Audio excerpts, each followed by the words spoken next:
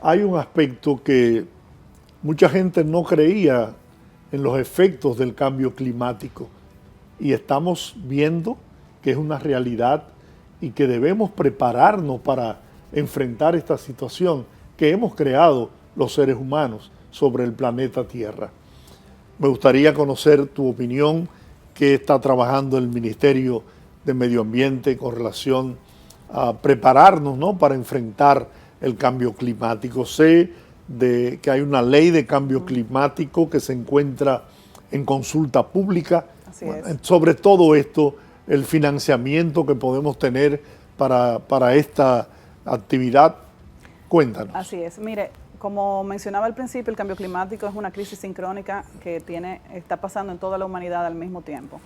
Nosotros como país insular tenemos una vulnerabilidad mayor, o sea, somos más propensos a sentir los impactos del cambio climático y hemos evidenciado esto en las inundaciones de los 2 de noviembre 2022-2023, con algunos huracanes, por ejemplo, en los periodos de sequía que han sido más extensos, el aumento en los incendios forestales. En el 2023, la República Dominicana rompió récords en tema de cantidad de incendios forestales. Todo eso son productos del cambio climático. El sargazo.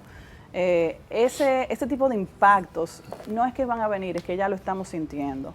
¿Y qué pasa? Un país insular como la República Dominicana tiene que prepararse para poder adaptarse, para que su economía no sienta los impactos, porque el sector turístico, que es nuestra fuente principal de ingresos, va a estar altamente impactado con el aumento del nivel del mar, con la pérdida de los corales, que va a hacer que nuestras playas sean menos ricas, o sea que los corales son los que ayudan a producir arena, donde hay biodiversidad para los alimentos también, entre otras cosas. Tenemos una cantidad de beneficios que le da el medio ambiente a toda la economía dominicana que el cambio climático está amenazando. Si no tomamos las medidas necesarias, entonces nos embromamos. Desaparecerá toda esa belleza que es la base fundamental para que los turistas vengan a la República Dominicana. Exactamente. Entonces, ¿qué tenemos? Que la economía dominicana es altamente dependiente de nuestros recursos naturales y el cambio climático al día de hoy ya está impactando, por ejemplo, en términos de Producto Interno Bruto, aproximadamente un 1.7-1.8% de nuestro Producto Interno Bruto. Se estima, según el Banco Mundial y el Banco Interamericano de Desarrollo, que al 2030 los impactos del cambio climático le van a costar a la República Dominicana un 4.8% de su Producto Interno Bruto y que al 2050 va a ser un 17% de su Producto Interno Bruto. Si no tomamos las medidas necesarias, y no podemos permitir eso. Entonces, ¿qué hacemos? Nosotros tenemos una muy buena ley de medio ambiente que mencionó en su texto y adoptó las decisiones de la Convención Marco de Naciones Unidas sobre Cambio Climático en el cuerpo de la ley de medio ambiente. Por ejemplo, habla sobre la reducción de emisiones de gases de efecto invernadero, habla sobre el control de los asentamientos humanos, industriales, del sector energético, entre otras cosas. ¿Qué pasa? En 24 años muchas cosas han evolucionado, se han creado nuevos instrumentos y tenemos que llegar a la par de donde están las cosas en todos los países del mundo y según las necesidades particulares de nuestro país. La mayoría de los países de Latinoamérica ya cuentan con una ley marco de cambio climático, la República Dominicana aún no. ¿Y por qué es importante tener una ley marco de cambio climático? Porque va a habilitar los instrumentos de política para nosotros poder atender la emergencia, va a habilitar los instrumentos financieros para nosotros poder financiar las actividades de mitigación y adaptación, financiar, por ejemplo, la transición energética, financiar que nosotros continuemos incentivando las energías renovables en el país, la electromovilidad, agricultura climáticamente inteligente. Todo esto es muy costoso y se necesitan recursos, pero esos recursos tienen que venir o redirigirse de otras actividades y hay una cantidad de fuentes de financiamiento fuera también que si no habilitamos esos instrumentos no vamos a poder captarlos. De hecho, hemos estimado que el país ha dejado de percibir entre 400 y 500 millones por ciclo, por ejemplo, solamente de alguno de los fondos climáticos, de recibir esos fondos porque no tiene el instrumento financiero requerido que esté alineado al Acuerdo de París para poder canalizar ese financiamiento. Nosotros tampoco tenemos, por ejemplo, los instrumentos para gestión de riesgos multisistemas, multiclimáticos. Nosotros tenemos que ver cómo nosotros adaptamos el país a esas necesidades, cómo nos preparamos, y para eso es necesario un instrumento como la Ley de Cambio Climático. La Ley de Cambio Climático habilita o fortalece el Fondo Marena, que es el instrumento financiero del Ministerio de Medio Ambiente, para que pueda canalizar mayor financiamiento y pueda dar financiamiento también tanto al sector privado como al sector público para actividades en línea con el cambio climático. También establece una gobernanza clara, porque uno de los problemas principales que ha tenido la República Dominicana, y ha sido objeto de discusión en varios análisis que se han hecho, es que no tiene una gobernanza clara sobre cambio climático por algunas duplicidades de funciones que han existido con la creación de instituciones en el pasado. Entonces es necesario definir, como es en todos los países, que el Ministerio de Medio Ambiente es el órgano rector de cambio climático, pero que también hay rectoría sectorial. Por ejemplo, el Ministerio de Energía y Minas tiene que tener funciones sobre la transición ecológica. El Ministerio de Agricultura tiene que tener funciones también sobre agricultura climáticamente inteligente. El Ministerio de Economía, Planificación y Desarrollo de transversalizar la planificación, el cambio climático en las políticas públicas y en la inversión pública. El Ministerio de Hacienda en la política fiscal.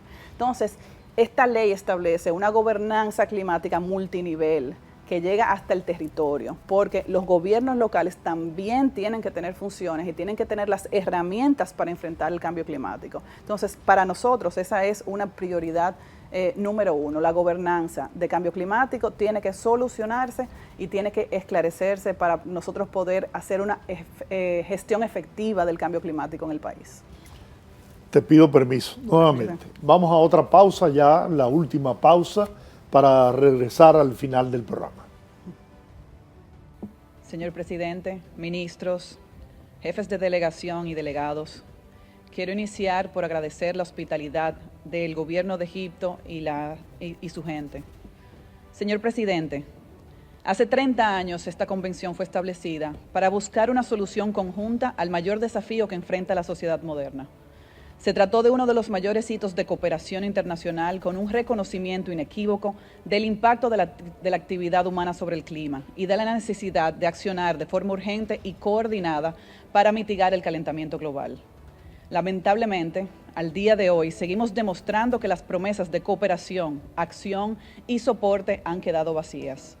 A pesar de la claridad de la ciencia y de la contundencia de las voces de los países que como República Dominicana estamos en la primera línea de impacto del cambio climático, no hemos cumplido con los compromisos de ambición ni de financiamiento.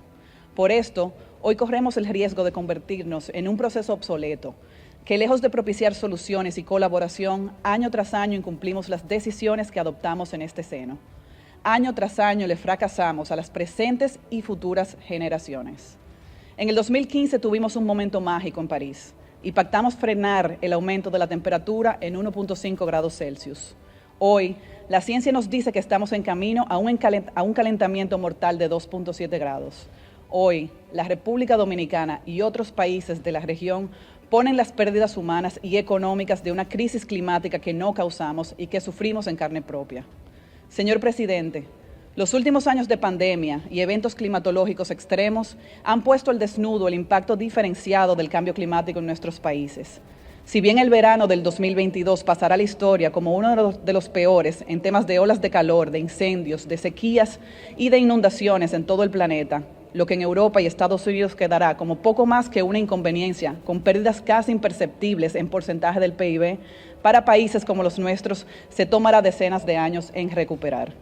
Reconocer la urgencia de establecer mecanismos predecibles de financiamiento para enfrentar las pérdidas y los daños vinculados al cambio climático es un asunto de supervivencia. Seré muy clara, señor presidente. No habrá un acuerdo en Sharm el Sheikh sin un acuerdo para un arreglo financiero para pérdidas y daños. La República Dominicana y las naciones insulares estamos pagando el precio de décadas de avaricia e inacción. Nuestros colegas industrializados se oponen a los compromisos contundentes de acción, apoyo y financiamiento y nos invitan a dialogar, como si no fuera evidente que el progreso de sus pueblos está fundamentado en el deterioro y la subyugación de las naciones más vulnerables. Se oponen a la indemnización, pero tampoco toman las acciones necesarias para corregir el rumbo. La crisis climática demuestra que la colonización nunca terminó. solo se transformó. Hoy día pareciera que las vidas de las y de los ciudadanos del sur valieran menos que las vidas del norte. Señor presidente, no exigimos caridad, exigimos justicia. Me permito recordarle a mis colegas que el artículo 2.1 del Acuerdo de París llama a la alineación del sistema financiero global con la causa climática, pero los líderes de las grandes economías del mundo continúan perpetuando un sistema financiero plagado de incentivos perversos que empeoran cada día más esta crisis y aceleran las pérdidas de vidas, de territorios, de culturas y de sueños. Si no quieren indemnizar, lo mínimo que podían hacer es impulsar la transformación del sistema financiero global. La República Dominicana hace su parte, y mientras otras delegaciones dicen presente en Egipto para proteger el modus operandi actual, la República Dominicana dice presente en Egipto para luchar por nuestra supervivencia y asegurar un futuro próspero para las presentes y próximas generaciones. Es por esto que nuestra delegación en Egipto es una de las más jóvenes en la historia. Son las y los niños y jóvenes que vivirán los impactos de nuestra inacción. Y por eso jóvenes dominicanos lideran nuestra delegación en este encuentro, haciéndose presente en las salas en las que nuestro futuro se está negociando. También quiero agradecer que cada vez más se hace evidente, agregar que cada vez más se hace evidente el carácter sumatorio de las vulnerabilidades, con grupos marginados como mujeres, enfrentando mayor nivel de impacto y altas barreras a la participación. Y a pesar de ser la mayoría en la población, apenas 7 de 110 delegaciones aquí en la COP han estado encabezadas por mujeres. No podemos hablar de justicia climática si no hacemos espacio para la participación de las mujeres que vivimos en carne propia la crisis climática. Por esto, pido a los jóvenes y mujeres del mundo a que aceleren sus esfuerzos para involucrarse en política, en diplomacia, en investigación y en negocios para construir un mundo más equitativo, inclusivo y sostenible. Es nuestro futuro que está en juego y su participación es indispensable. Muchas gracias.